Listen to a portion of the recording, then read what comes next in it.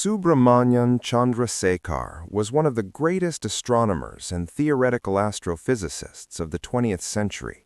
Yet his life was marked not by loud success or quick recognition, but by patience, discipline, and an unshakable belief in truth. He was born on October 19, 1910, in Lahore, then part of British India. He grew up in a cultured and intellectually rich family.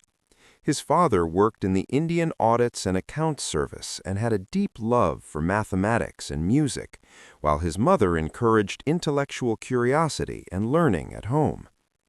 Chandrasekhar was educated largely at home during his early years, which allowed him to develop an intense focus and independence of thought.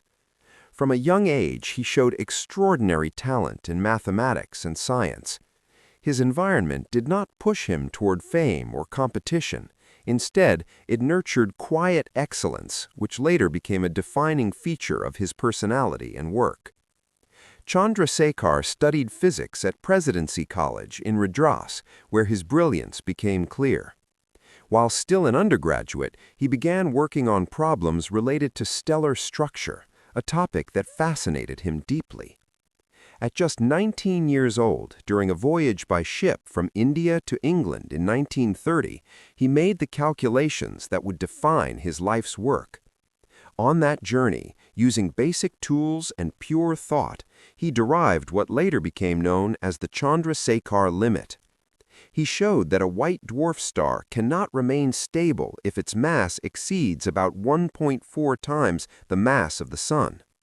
Beyond this limit, the star must collapse further, potentially becoming a neutron star or a black hole. This idea challenged existing beliefs about stars and the universe and opened the door to modern astrophysics. At the time, astronomy was still struggling to accept the idea of stellar collapse. Many scientists believed stars would simply cool down quietly. When Chandrasekhar presented his findings in England, he expected rigorous discussion, but instead faced harsh rejection. The most painful opposition came from Sir Arthur Eddington, one of the most respected astronomers of the era. Eddington publicly dismissed Chandrasekhar's calculations, not because they were mathematically wrong, but because he could not accept their implications. This rejection deeply affected Chandrasekhar. He was young, far from home, and facing criticism from the most powerful voice in his field. Yet he did not argue emotionally or seek public support. He remained silent, confident that truth did not require loud defense. This period of his life reveals one of the most important lessons we can learn from Chandrasekhar. Truth in science does not depend on authority or popularity. Even when the world refuses to listen, truth remains unchanged. Chandrasekhar chose not to waste his energy fighting individuals. Instead, he focused on his work. He understood that time would test ideas more fairly than debates. This quiet strength defined his entire career. In 1937, Chandrasekhar moved to the University of Chicago, where he would spend the rest of his professional life. There, he found an environment that valued deep thinking and long-term research. Rather than chasing fashionable topics, he worked in focused phases, often dedicating a decade or more to one area of astrophysics before moving on to the next. His work covered stellar structure, radiative transfer, hydrodynamic stability, relativity, black holes, and mathematical physics. Each time he entered a field, mastered it completely, and then produced a definitive body of work that shaped future research. One remarkable feature of Chandrasekhar's life was his discipline. He followed a strict daily routine, working consistently and intensely. He believed that creativity in science came not from sudden inspiration, but from sustained effort.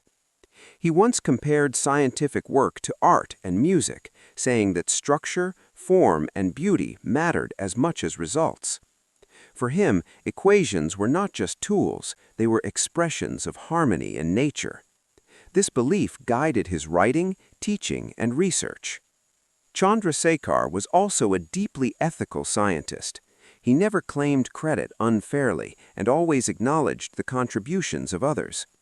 Despite being ignored early in his career, he did not become bitter. When later astronomers confirmed his theories and black holes became accepted scientific reality, he did not say, "I told you so." Instead, he welcomed the progress with humility. His behavior teaches us another powerful lesson. Greatness does not require ego. True scientists serve knowledge, not their own image.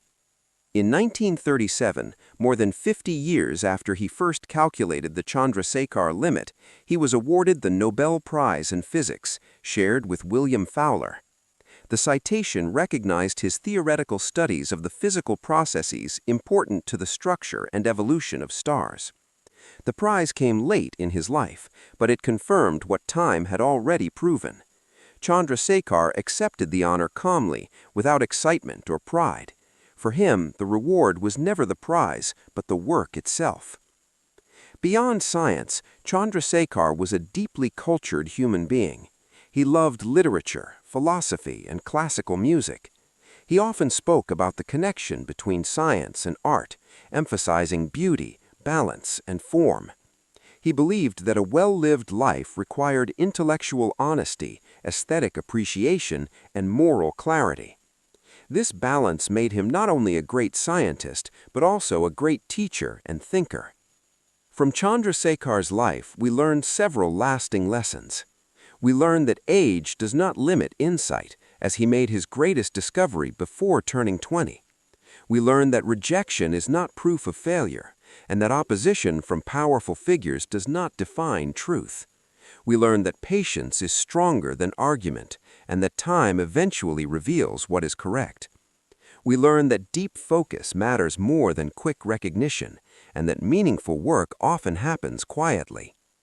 Most importantly, we learn that character matters as much as intelligence. Chandrasekhar showed us that it is possible to pursue excellence without arrogance, to face injustice without bitterness, and to devote one's life to truth without demanding applause. Subrahmanyan Chandrasekhar died on August 21, 1995, but his ideas continue to shape our understanding of the universe. Every time scientists study white dwarfs, neutron stars, or black holes, they stand on the foundation he built. His life reminds us that the universe rewards those who listen carefully, think deeply, and remain faithful to truth, even when the world is silent.